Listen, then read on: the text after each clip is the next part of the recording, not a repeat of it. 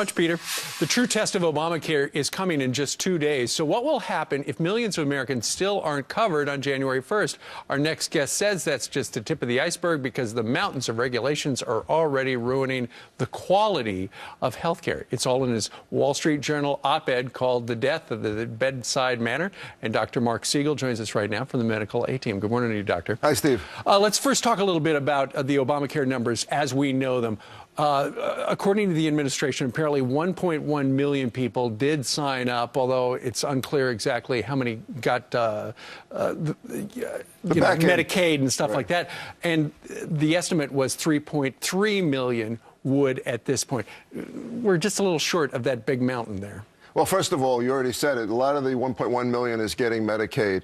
Number two, another big chunk of the 1.1 million has back-end problems, meaning that they got something, but when they go to the doctor's office, it may not work. Right. 6 million have already lost their coverage at the same time that 1 million is signing up. So the overall goal here of getting more insured people isn't working at all. If anything, we're getting more uninsured. But even if, Steve, that problem is ultimately taken care of, I think that there's a bigger problem, which is that the undocumented, I'm calling a new term today, the undocumented. This is people who think they have insurance but don't, so they get to see me and they can't see me, or they never signed up. They said, look, I know I qualify for Medicaid. I know I qualify for something under the exchange, but I never got there. What do I do, Doc? You're going to see me? You're not going to see me. Right. The third group are those who come into my office, and this is going to happen in January, who say, hey, Doc, I got the card. And then I say, well, wait, I'm not on that card. This is a narrow network. I'm not in that network. I couldn't be in that network. They wouldn't let me. They don't include me.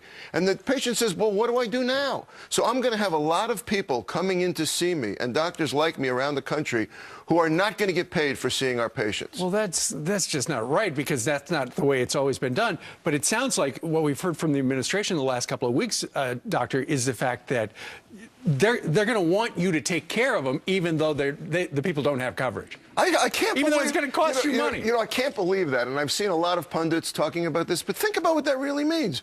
What are we going to get, an IOU? Here's my IOU. The government is going to make sure that an insurer pays you, Dr. Siegel? So see the patient. Now, I want to say to viewers out there, I am altruistic, and I will never turn away a patient. But do we really want doctors all the way across the country to be working like that, saying the government is going to make sure that an insurance company pays you? Don't worry about it. The same government that can't fix a website? Yeah, that's such a good point. You're worried, though, about the people who have the card.